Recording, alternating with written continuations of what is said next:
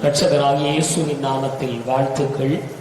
இந்த நாளில் கூட தேவன் வைத்த ஸ்தானம் அல்லது இடம் என்கிற ஒரு தலைப்பிலே கர்த்தருடைய வார்த்தையை பகிர்ந்து கொள்ள வாஞ்சிக்கிறேன். தேவன் நம்மை ரட்சித்து அபிஷேகித்து சபையில் வைத்திருக்கிறார். நம்மை எந்த ஸ்தானத்தில் வைத்திருக்கிறார் என்பதை நாம் முதலாவது சரியாக அறிந்து கொள்ள வேண்டும். அந்த ஸ்தானத்தை விட்டு விலகாமல் இருக்கணும்.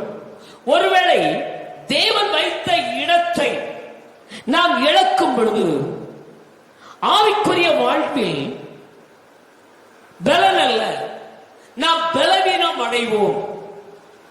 ஆகவே தேவன் என்னை எந்த இடத்தில் அபிஷேகித்து வைத்திருக்கிறார் என்பதை ஒரு தேவனுடைய பிள்ளை சரியாக அறிந்திருக்க வேண்டும்.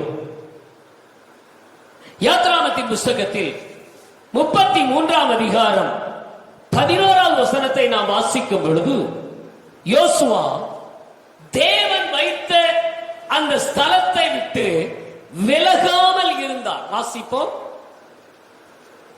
யாத்ராம் 33:11. ஒருவன் தன் சிநேகிதனோடு பேசுவது போல கர்த்தர் மோசேயோடு முகமுகமாய் பேசினார். பின்பு அவன் பாளையத்துக்கு திரும்பினான். நூனின் குமாரனாகிய யோசுவா என்னும் அவனுடைய பணிவிடைக்காரனாகிய வாலிபன் ஆசரிப்பு கூடாரத்தை விட்டு பிரியாது இருந்தான். தேவ சமூகத்தை விட்டு அவன் பிரியாது இருந்தான். தேவன் அவனை ஆசாரிப்பு கூடாரத்தில் மோசேக்கு உதவி செய்யும்படியாக தேவன் வைத்திருந்தான். அந்த ஸ்தானத்தை விட்டு அவன் விலகவில்லை. தேவன் வைத்த இடத்தில் அவன் உறுதியாக இருந்தான். ஆகவே அவனுடைய வாழ்வு மேன்மை அடைந்தது. யோசுவாவின் புஸ்தகத்தின் 4ஆம் அதிகாரம் 14ஆவது வசனத்தை நாம் வாசிக்கும் பொழுது யோசுவா 4:14 வாசிப்போம். அந்நாளிலே கர்த்தர் யோசுவாவை சகல இஸ்ரவேலரின் கண்களுக்கு முன்பாக மேன்மைப்படுத்தினார்.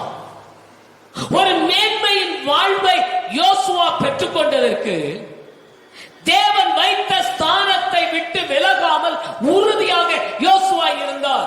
ஆசாரிப்பு கூடாரத்தை விட்டு அவன் பிரியவில்லை. இன்னைக்கு ரட்சிக்கப்பட்டிருக்கிற தேவனுடைய பிள்ளைகளாகிய நாம் தேவன் வைத்த இடத்தில் நாம் இருக்கிறோமா?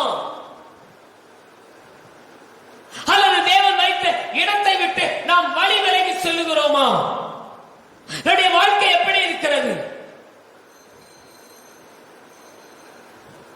வேறு அநேக பரிசுத்தவான்களை பார்க்கலாம்.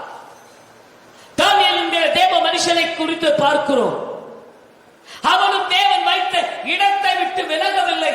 தானியேல் தீர்க்கதரிசன புஸ்தகம் 6ஆம் அதிகாரம் 10ஆவது வசனத்தை வாசிக்கலாம். 6:10.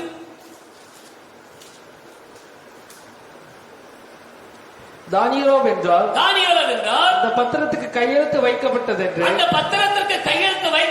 என்று அறிந்த பொழுதும் தன் வீட்டுக்குள்ளே போய் தன் மேலறையிலே எருசலேமுக்கு நேராக பலகணிகள் திறந்திருக்க அங்கே தான் முன் செய்து வந்தபடியே தினம் 3 வேளையும் தேவனுக்கு முன்பாகவும் முழங்கால் படியிட்டு ஜெபம் பண்ணி ஸ்தோத்திரம் செலுத்தினார். இவரை தேவன் வைத்த ஸ்தானம் எருசலேமுக்கு நேராய் தன் கண்களை எடுத்து 3 வேளை ஜெபம். இது தேவன் தானியேலுக்கு வைத்த ஒரு ஸ்தானம். அந்த ஸ்தானத்தை எக்காலத்திலும் அவர் மறக்கவில்லை, மாற்றவில்லை. அவருக்கு விரோதமாகத்தான் கையெழுத்து ஆகிறது. ஆனால் என்னை குறித்து அவர் பாரப்படவில்லை. தேவன் வைத்த இடத்தை வைத்து அங்கும் இங்கும் ஓடவில்லை. ஐயோ, எனக்கு விரோதமாக கையெழுத்து இடப்படுகிறது, நான் என்ன செய்வது என்று அவன் தேவன் வைத்த இடத்தை மாற்றவில்லை. சுயமாக ஒரு தீர்மானத்தை எடுக்கவில்லை. தேவன் வைத்த இடத்திலேயே அவன் முழங்கால் படிக்கிட்டு ஜெபம் பண்ணிக்கிட்டு வந்தான். விளைவு 28ஆவது வசனத்தை வாசிக்கும் பொழுது தரியுவின் ராஜ்யபார காலத்திலும் தரியுவின் ராஜ்யபார காலத்திலும் பெர்சியனாகிய கோரேசுடைய ராஜ்யபார காலத்திலும் தானியேலுடைய காரியம் எப்படி இருந்துச்சு? ஜெயமாய் இருந்தது. தேவன் வைத்த இடத்தை அவன் மாற்றாததினால், தேவன் வைத்த இடத்தை அவன் மறக்காததினால், தேவன் வைத்த இடத்தில் உறுதியாக இருந்ததினால் அவனுடைய வாழ்க்கையில ஜெயம் உண்டாயிற்று.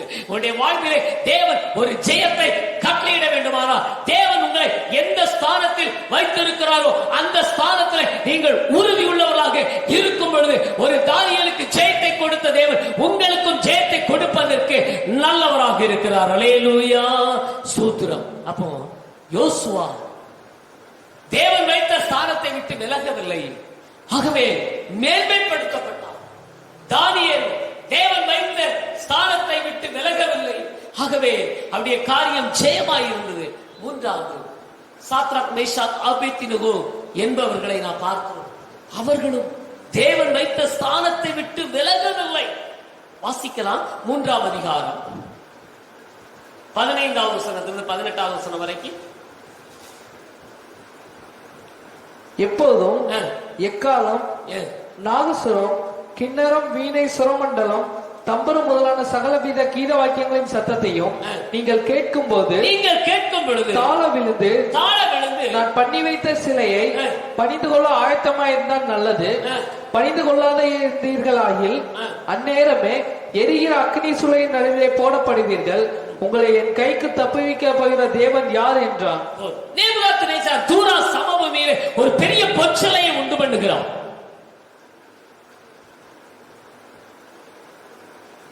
பாபிலோனுக்கு சிறைப்பிடித்துக் கொண்டு வரப்பட்ட சாத்ராக் மேஷாக் ஆபேத்நேகோ என்கிற இந்த வாலிபர் தேவனுடைய பிள்ளைகள் ஒரு வைராக்கியமானவர்கள். எக்காலத்திலும் இஸ்ரவேலின் தேவனாகிய கர்த்தருக்கு மகிமை செலுத்துவார்களே ஒழிய விக்கிரகங்களுக்கு ஒரு நாள் செலுத்துவது கிடையாது. தேவன் அவர்களை வைத்த ஸ்தானத்தை விட்டு விலகவில்லை. நேபுகாத்நேச்சார் பயமுறுத்துகிறான். கீத வாத்தியங்கள் இசைக்கப்படும்.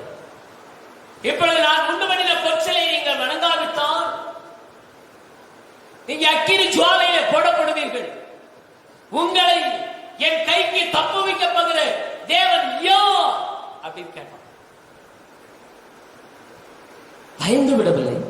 ஐயோ, அக்கினியிலே போட்டு விடுவார்களே, நம்ம ஸ்தானத்தை விட்டு கொஞ்சம் இறங்கி வந்து விடுவோம் என்று இறங்கி வரவில்லை. தேவன் வைத்த ஸ்தானத்தில் அவர்கள் உறுதியாக நின்றார்கள்.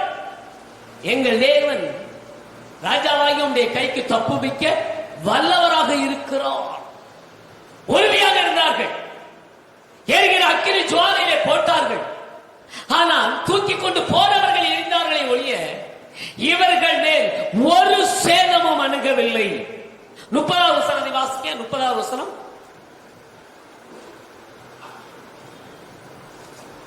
3:30. பின்பு ராஜா சாத்ராக் மேஷாக் ஆபேத்நேகோ என்பவர்களை பாபிலோன் தேசத்திலே உயர்த்தி தேவன் வைத்த ஸ்தானத்தை அவர்கள் இழக்காததினாலே உயர்வு. தேவன் வைத்த ஸ்தானத்தை விட்டுக் கொடுக்காததினாலே யோசுவாவுக்கு மேன்மை. தேவன் வைத்த ஸ்தானத்தை விட்டு விலகாமல் இருந்ததினாலே தானியேலுடைய வாழ்விலே ஜெயம். தேவன் வைத்த இடத்தை இழக்காத சாத்ராக் மேஷாக் ஆபேத்நேகோ என்பவர்களுக்கு ஒரு உயர்வு. நாம் மேன்மைப்படுத்தப்பட வேண்டுமா? நம்முடைய காரியங்கள் ஜெயமாய் மாற வேண்டுமானால், நாம் உயர்த்தப்பட வேண்டுமானால், இவர்களைப் போல தேவன் வைத்த ஸ்தானத்தை விட்டு ஒரு நாள் நாம் விலகக்கூடாது. புதிய ஏற்பாட்டில் பிலிப்பு என்கிற தேவ மனுஷனை பார்க்கிறோம். 6ஆம் அதிகாரம் 5வது வசனத்தை வாசிப்போம். அப்போஸ்தலர் நடவடிக்கைகள் 6:5. இந்த யோசனை சபையார் எல்லாருக்கும் பிரியமா இருந்தது. அப்பொழுது விசுவாசமும் பரிசுத்தாவில் நிறைந்தவனாகிய ஸ்தேவானையும் பிலிப்பையும் பிரகோரையும் நிக்கோரோனையும் தீமோனையும் பர்மெனாவையும் யூத மார்க்க மைந்தவனாகிய அந்தியோகியர் பட்டணத்தானாகிய நிக்கோலோவையும் தெரிந்து கொண்டு அவர்களை அப்போஸ்தலருக்கு முன்பாக நிறுத்தினார்கள். இவர்கள் ஜெபம் பண்ணி அவர்கள் மேல் தங்கள் கைகளை வைத்தார்கள். இப்போ ஆதி நாட்கள்ல ஒரு பிரச்சனை உண்டாயிடுச்சு சபையில். பந்தி விசாரிக்கிற பிரச்சனை. இதனால சீஷர்கள் பெருகின பொழுது கிரேக்கனானவர்கள் தங்களுடைய விதவைகள் அன்றாட விசாரணையில் திட்டமாய் விசாரிக்கப்படவில்லை. இவர்களுக்கு விரோதமாய் முறுமுறுத்தாங்க. அப்ப சீஷர்கள் எல்லாம் அப்போஸ்தலர்கள் எல்லாம் நாங்க வேத வசனத்தை போதிப்பது ஜெபம் பண்ணதுல உறுதியா இருக்கிறோம். பந்தி விசாரிப்புக்கு கொஞ்சம் ஆட்களை நியமிக்க வேண்டும் என்று நியமித்தார்கள். அப்படி நியமிக்கப்பட்டவர்களில் ஒருவன் தான் பிலிப்பு. பிலிப்புவை எந்த ஸ்தானத்தில் வைத்தார்களோ அந்த ஸ்தானத்திலிருந்து ஆண்டவருக்காக அவன் பிரயாசப்பட்டான். 8வது வசனத்தை வாசிக்கலாம். ஸ்தேவான் விசுவாசத்தினாலும் வல்லமையினால் நிறைந்தவனாய் ஜனங்களுக்குள்ளே பெரிய அற்புதங்களையும் அடையாளங்களையும் செய்தான். பந்தி விசாரிப்புக்காரன் தான். ஆனால் இவன் மூல கர்த்தர் பெரிய காரியத்தை செய்தார். ஆகவே 15வது வசனத்துல ஆலோசனை உட்கார்ந்தானே அவன் மேல் கண்ணோக்கமாயிருந்து தேவனுடைய தேவ தூதன் முகம் போல இருக்க கண்டார்கள். ஒரு தேவ தூதனுடைய முகத்தை போல இந்த பிலிப்பினுடைய முகம் மாறினது. இந்த ஸ்தேவானுடைய முகம்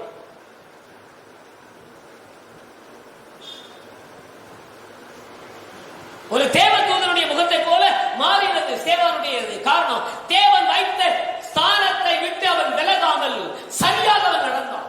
ஆகவே தேவன் அவனை பிரகாசிக்க பண்ணினான். அப்ப நம்மையும் அவர் பிரகாசிக்க பண்ணுவார். தேவன் வைத்த இடத்தை ஸ்தானத்தை ஒரு நாள் நாம் விடக்கூடாது.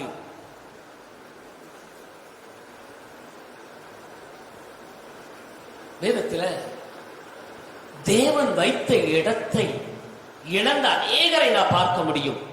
முதலாவது சவுல் ராஜாவை குறித்து நம்ம பார்க்க முடியும். கில்காலிலே சாமுவேல் வருகைக்காக காத்திருக்குமாறு தேவன் சவுலுக்கு திட்டமாக கட்டளையிட்டிருந்தார். ஆனால் அந்த கட்டளையை மீறி வாசிக்கலாம். 1 சாமுவேல் 13ஆம் அதிகாரம் 8 - 13 வரை. 1 சாமுவேல் 13வது அதிகாரம். அவன் தனக்கு சாமுவேல் குறித்த காலத்தின்படி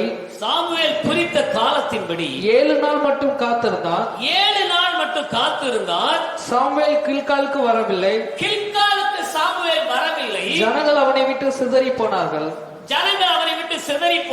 அப்பொழுது சவுல் சர்வாங்க தகன பலியையும் சமாதான பலியையும் என்னிடத்தில் கொண்டு வாருங்கள் என்று சொல்லி சர்வாங்க தகன பலியை செலுத்தினான்.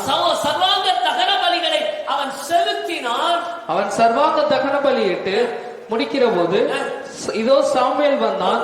சவுல் அவனை சந்தி பலி செலுத்த வேண்டிய பொறுப்பு ஆசாரியனுக்குரியது. சவுல் ஒரு ராஜா. தேவன் ராஜாவாகத்தான் அபிஷேகம் பண்ணி இருக்கிறார், ஒரு ஆசாரியனாக அல்ல. ஆசாரியர்கள் செய்ய வேண்டிய வேலையை துணிகரமாக தன்னுடைய ஸ்தானத்தை விட்டு எழுந்து அந்த சர்வாங்க தகன பலிகளை செலுத்தினான். சாமுவேல் வர தாமதமான பொழுது சில நேரங்களிலே தேவ சித்தவனுடைய வாழ்க்கையில வேறு விதமாயிருக்கும். கால தாமதங்கள் ஆகும் பொழுது நாம் வேறு விதமான செயல்பாடுகளில் ஈடுபடுகிறபடினாலே நாம் ஆசீர்வாதங்களை இழந்து விடுகிறோம், மேன்மைகளை இழந்து விடுகிறோம். 1 சாமுவேல் 15ஆம் அதிகாரம் 11வது வசனத்திலிருந்து 13வது வசனம் வரைக்கும் வாசிப்போம். 15 11 13 வரைக்கும். நான் சவுலை ராஜாவாக்கினது எனக்கு மனஸ்தாபமாய் இருக்கிறது. அவன் என்னை விட்டு திரும்பி வார்த்தைகளை நிறைவேற்றாமல் போனான். ஆண்டவர் ஒரு எதிர்பார்ப்போடு தான் ராஜாவாக சவுலை அந்த ஸ்தானத்தில் வைத்தார். கழுதையை தேடி வந்தவர், தன் தகப்பனாகிய கீசியனுடைய கழுதையை தேடி வந்தவர், அவனுக்கு ராஜா என்கிற ஒரு மேன்மையை கொடுத்தார். தேவன் வைத்த இடத்தை அவன் இழந்து போனான். ஆகவே ஆண்டவர் மனஸ்தாபப்படுகிறார். அருமையான தேவனுடைய பிள்ளைகளே, ஒரு பவுலை போல தேவன் வைத்த இடத்தை நாம் இழந்து சுயமாய் வழிகளை தெரிந்து கொண்டு தேவனுடைய இருதயத்தை ஒருவேளை நாம் விசனப்படுத்துகிறோமோ? சவுலை ராஜாவாக ஆக்கிறதற்கு நான் மனஸ்தாபப்படுகிறேன், வேதனைப்படுகிறான். 26 வசனம், 27, 28 வசனம். போகும்படி சாமுவேல் திரும்புகிற போது சவுல் அவன் சால்வையின் தொங்கலை பிடித்துக் கொண்டான், அது கிழிந்து போயிற்று. அப்பொழுது சாமுவேல் அவனை நோக்கி, கர்த்தர் இன்று உம்மிடத்தில் இருந்த இஸ்ரவேலின் ராஜ்யத்தை கிழித்து போட்டு உம்மை பார்க்கிலும் உத்தமனாயிருக்கிற உம்முடைய தோழனுக்கு அதை கொடுத்தார். உம்முடைய தோழனுக்கு கொடுத்தார். பாருங்க, அவனிடத்தில் பிடிக்கப்படுகிறது ராஜ்யம், அவருடைய தோழனாகிய தாவீதுக்கு கொடுக்கப்படுகிறது. தேவன் வைத்த ஸ்தானத்தை நாம் இழக்கும் பொழுது நம்முடைய ஸ்தானத்துக்கு தேவன் வேறு ஒருவரை கொண்டு வருகிறார். ஆகவே எச்சரிக்கை உள்ளவராக இருக்க வேண்டும். தெய்வத்திற்கு பயந்து நடக்க வேண்டும். தேவ வார்த்தையின்படி நடக்க வேண்டும். மேலுக்கு ஒரு நாள் இடம் கொடுக்க கூடாது. இரண்டாவதாக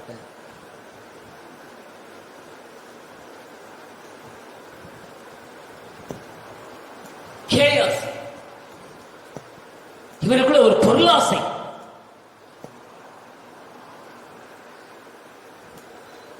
நாகமானுக்கு சுகம் கிடைத்தது. காரணம் ஆண்டவருடைய கிருபையினாலும் தீர்க்கதரிசியின் மூலமாக அவனுக்கு கூறப்பட்ட தேவனுடைய வார்த்தையின் வல்லமையினால அவனுடைய குஷ்டரோகம் மாறினது. 2 ராஜாக்களின் புஸ்தகத்தில் 5ஆம் அதிகாரம் 10வது வசனத்தை வாசிப்போம்.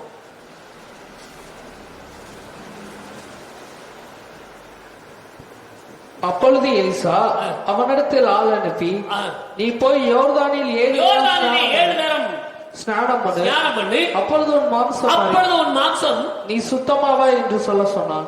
14வது வசனம் 14.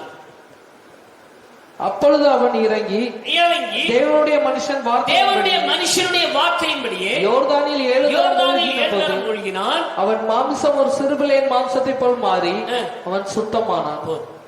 ஒரு சிறு பிள்ளையினுடைய மாம்சத்தை போல நாகமானுடைய குஷ்டம் மாறினது. தேவ மனுஷனுடைய வார்த்தை மூலமாக தேவ கிருபையினாலே யோர்தானில் மூழ்கின பொழுது அவருடைய மாம்சம் ஒரு சிறு பிள்ளையினுடைய மாம்சத்தை போல மாறினது என்று சொல்லப்படுகிறது. இந்த அற்புத செயலுக்கு ஒரு பிரதிபலனை பெறுவது நல்லது அல்ல என்று உணர்ந்தார் தேவ மனுஷனாகிய எலிசா. 2 ராஜாக்களின் புஸ்தகம் 5ஆம் அதிகாரம் 15, 16 வசனத்தை வாசிப்போம். அப்பொழுது அவன் தன் கூட்டத்தோடு எல்லாம் தேவனுடைய மனுஷனிடத்துக்கு திரும்பி வந்து அவனுக்கு முன்பாக நின்று இதோ இஸ்ரவேலில் இருக்கிற தேவனை தவிர பூமி எங்கும் வேறு தேவன் இல்லை என்று சொன்னார் என்பதை அறிந்தேன். இப்போதும் உமது அடியன் கையில் ஒரு காணிக்கை வாங்கிக் கொள்ள வேண்டும் என்றான். அதற்கு அவன், நான் வாங்குகிறதில்லை என்று கர்த்தருக்கு முன்பாக அவருடைய ஜீவனை கொண்டு சொல்கிறேன் என்றான். நான் வாங்குகிறதில்லை, நாகமான் கொண்டு வந்து கொடுக்கிறான். ஆனா இவன் சொல்றான், நான் வாங்குகிறது இல்லை என்று கர்த்தருடைய ஜீவனை கொண்டு சொல்லுகிறேன். ஆனால் கேயாசி ஒரு பேராசை உள்ளவர். தேவனுடைய கிருபை நிறைந்த அந்த செயலை அவன் கரைபடுத்தினான், கரைபடுத்த துணிந்தான்.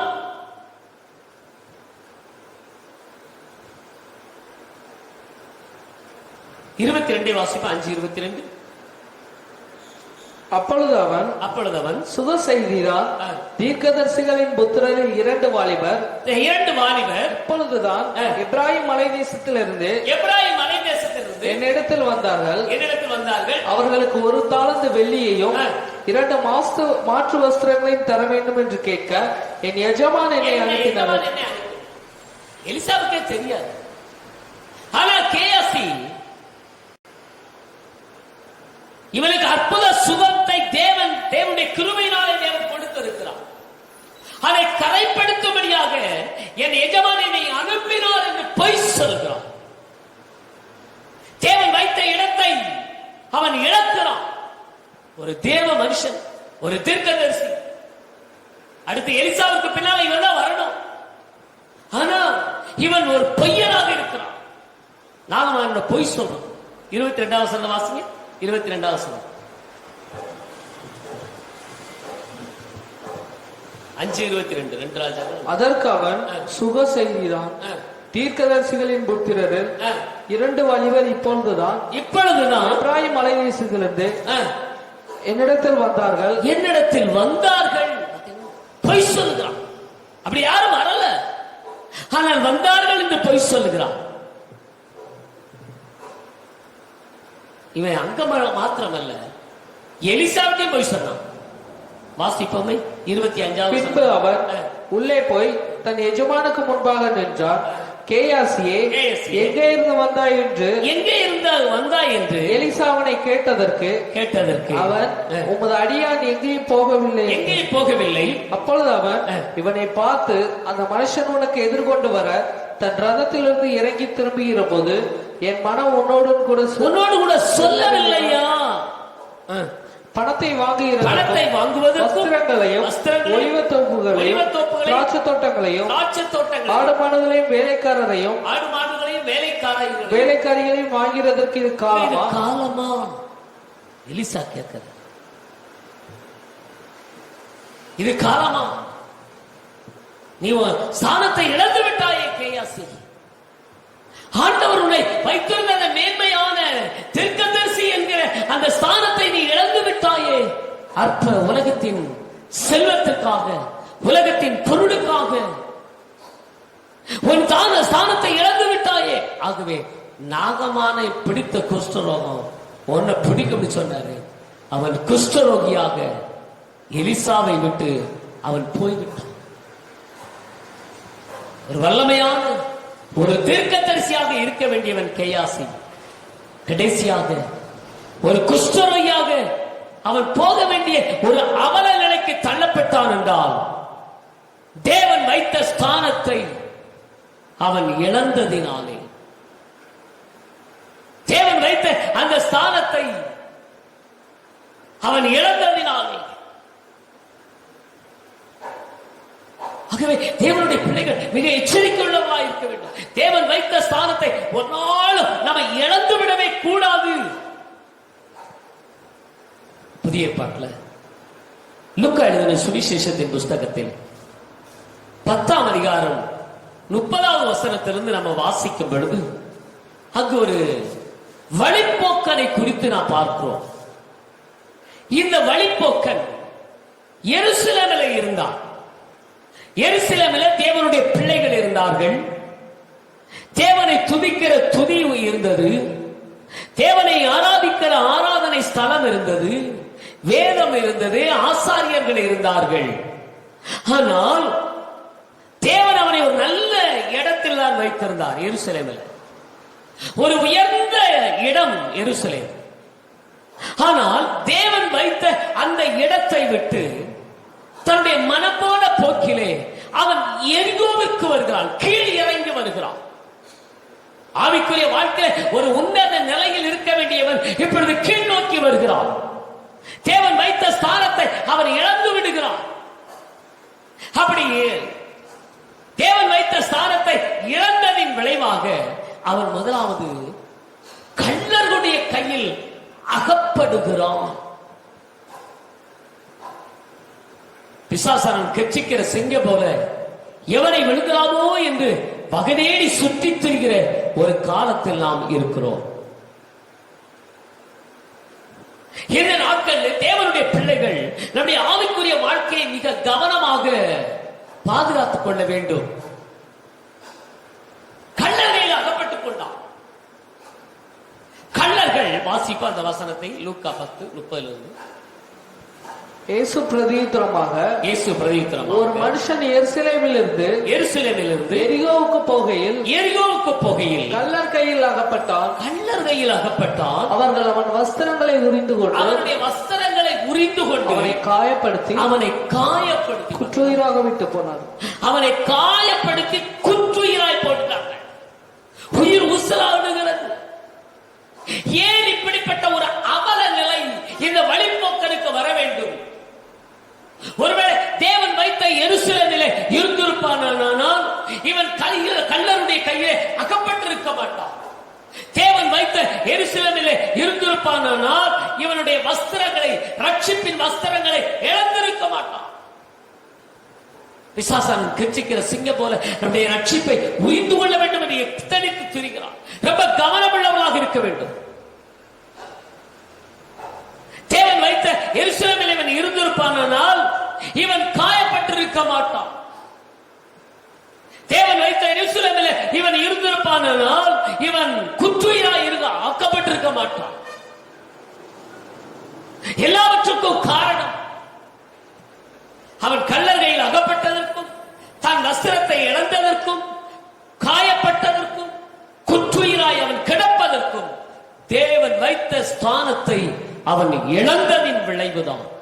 தேவன் வைத்த ஸ்தானத்தை அவன் விட்டு விலகினதின் விளைவுதான் அவன் இவ்வளவு வேதனைகளை, வாழ்க்கையில சோதனைகளை, போராட்டங்களை, மரண அவஸ்தையை பட வேண்டியது இருந்தது. ஆகவே தேவனை ஆராதிக்கிற தேவனுடைய பிள்ளைகள், ஆண்டவர் நம்மை எந்த ஸ்தானத்தில் வைத்திருக்கிறாரோ அந்த ஸ்தானத்துல நாம உறுதியுள்ளவர்களாக இருக்க வேண்டும்.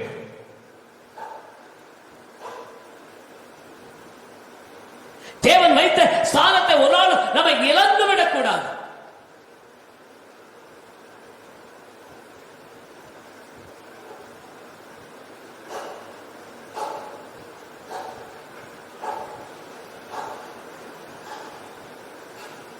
ரெண்டு நாளாகமத்தின் புஸ்தகம் 26ஆம் அதிகாரம் 16வது வசனத்திலிருந்து வாசிப்போம். 2 நாளாகமத்தின் புஸ்தகம் 26:16. அவன் பலப்பட்ட போது தனக்கு கேடு உண்டாகும் மட்டும் அவனுடைய மனம் மேட்டிமையாகி தன் தேவனாகிய கர்த்தருக்கு விரோதமாய் மீறுதல் செய்து தூபபீடத்தின் மேல் தூபங்காட்ட கர்த்தருடைய ஆலயத்திற்குள் பிரவேசித்தான். ஆசாரியனாகிய அசரியாவும் அவனோடு கூட கர்த்தரின் ஆசாரியரான பராக்கிரமசாலிகளாகிய 80 பேரும் அவன் பிறகே உட்பிரவேசித்து ராஜாவையே உசியாவோடு எதிர்த்து நின்றார்கள். உசியாவே, கர்த்தருக்கு தூபங்காட்டுகிறது உமக்கு அடுத்ததல்ல. தூபங்காட்டுகிறது பரிசுத்தமாக்கப்பட்ட ஆரோனின் குமாரராகிய ஆசாரியருக்கே அடுக்கும். பரிசுத்த ஸ்தலத்தை விட்டு வெளியே போ, மீறுதல் செய்தீர். இது தேவனாகிய கர்த்தராலே உமக்கு மேன்மையாக லபியாது என்றார்கள். உசியா ஒரு ராஜா என்கிற ஸ்தானத்தில் தேவன் வைத்திருந்தார். ஆனால் இவன் பலப்பட்ட போது, இவன் ராஜ்யத்தில் பெரியாரான பொழுது மனம் மேட்டிமையாகி ஆசாரியர்கள் செய்ய வேண்டிய வேலையை நான் ராஜா நான் செய்வேன் என்று மேட்டிமை அடைந்து உள்ள பிரவேசித்தான். தூபபீடத்தில் ஏறிட்டான். தூபம் காட்ட முற்படுகிறான். ஆசாரியர்கள் அவனுக்கு எதிர்க்கிறார்கள். 80 பேர். ராஜா, இது உமக்கு தகுதி அல்ல. நீ அரியணையில் அமர்ந்து ஆளுகை செய்ய வேண்டுமே ஒழிய தூபபீடத்தில் ஏறி தூபம் காட்டுவது உமக்கு லபியாது. இது சரியல்ல என்று எதிர்த்தார்கள்.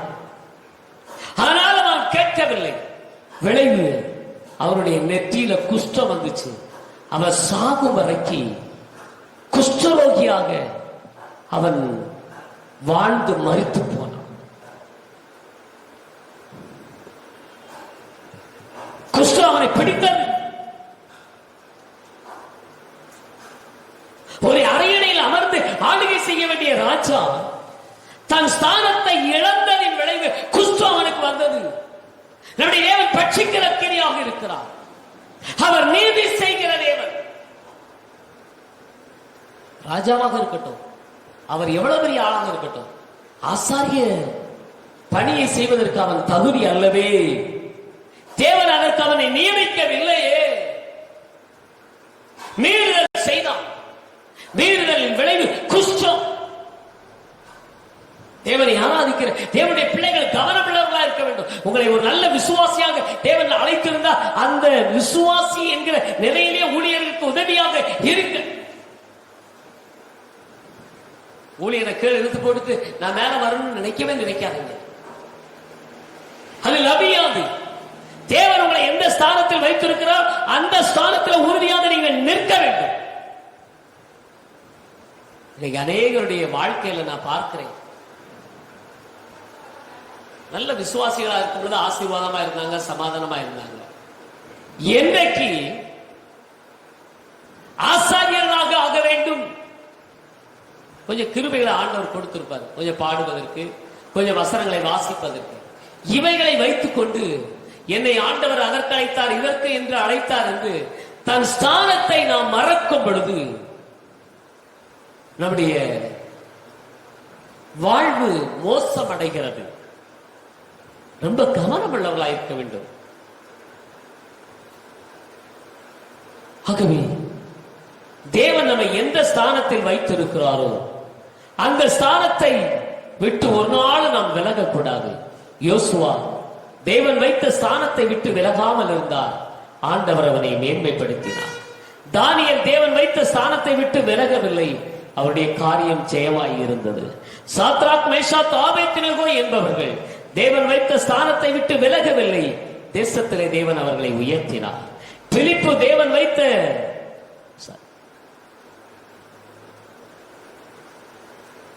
ஸ்தேவான் தேவன் வைத்த ஸ்தானத்தை இழக்கவில்லை. தேவன் அவருடைய முகத்தை ஒரு தேவ தூதனுடைய முகத்தை போல மாற்றினார்.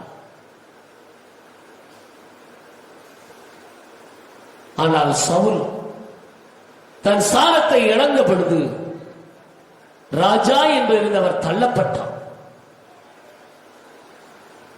கேயாசி தன் ஸ்தானத்தை இழந்த பொழுது அவன் குஷ்டரோகியாக போய்விட்டான். வழிப்போக்கன் தன் ஸ்தானத்தை விட்டு இழந்த பொழுது அவன் கல்லறையில் அகப்பட்டு வஸ்திரத்தை இழந்து குற்றுயிராக்கப்பட்டு காயப்படுத்தப்பட்டான். உசியா தன் ஸ்தானத்தை விட்டு விலகின பொழுது அவன் வாழ்நாளெல்லாம் குஷ்டரோகியாகி மரித்து போனான் என்று பார்க்கிறோம். ஆகவே தேவ பிள்ளைகள் தேவன் வைத்த ஸ்தானத்தை ஒரு நாளும் இழந்து விடாதபடிக்கு நாம் ஜாக்கிரதை உள்ளவர்களாயிருப்போம். கர்த்தர் நம்மை ஆசீர்வதிப்பார். கண்களை மூடி நாம் ஜெபிப்போம். கிருபையுள்ள ஆண்டவரே, இரக்கத்தில் ஐஸ்வர்யம் உள்ள நல்ல பிதாவே, இந்த அருமையான நாளுக்காக நாங்கள் நன்றி செலுத்துகிறோம். ஆண்டவரே, நீர் எங்களை தாயின் கருவில் உருவாக கொண்டு பெயர் சொல்லி அழைத்த தேவன். நீர் எங்களை எந்த ஸ்தானத்தில் வைத்திருக்கிறீரோ அந்த ஸ்தானத்தில் நாங்கள் உறுதியாக இருக்க கர்த்தர் உதவி செய்வீராக. இந்த நாளிலே ஆண்டவரே ஸ்தோத்திரம். ஆண்டவரே, இந்த செய்தியை கேட்ட ஒவ்வொரு மக்களுக்காக ஸ்தோத்திரம்.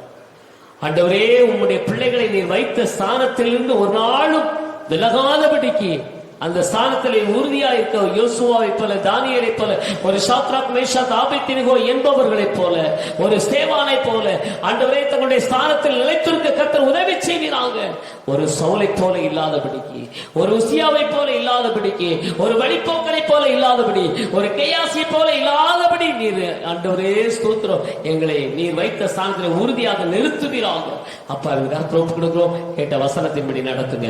இயேசுவின் நாமத்தில் பிதாவே, ஆமென். என் ஆத்துமாவே கர்த்தரை ஸ்தோத்திரி, என் முழுவதுமே நாமத்தை ஸ்தோத்திரி, என் ஆத்துமாவே கர்த்தரை ஸ்தோத்திரி, அவர் செய்த சகல உபகாரங்களையும் மறவாதே. ஆமென். நம்முடைய பிதாவாகிய தேவனால், குமாரனாகிய இயேசு கிறிஸ்துவினால், திட்டவளை வசுதாவியானவராக நின்றும் என்று சதா காலங்களில் அவருடைய வருகை மட்டும் அவருடைய கிருபையும் சமாதான சந்தோஷம் கூடி வந்த நாம் அனைவரோடு சகல பரிசுத்தமானவர்களோடு அவருடைய வருகை மட்டும் நிலைத்திருப்பதாக.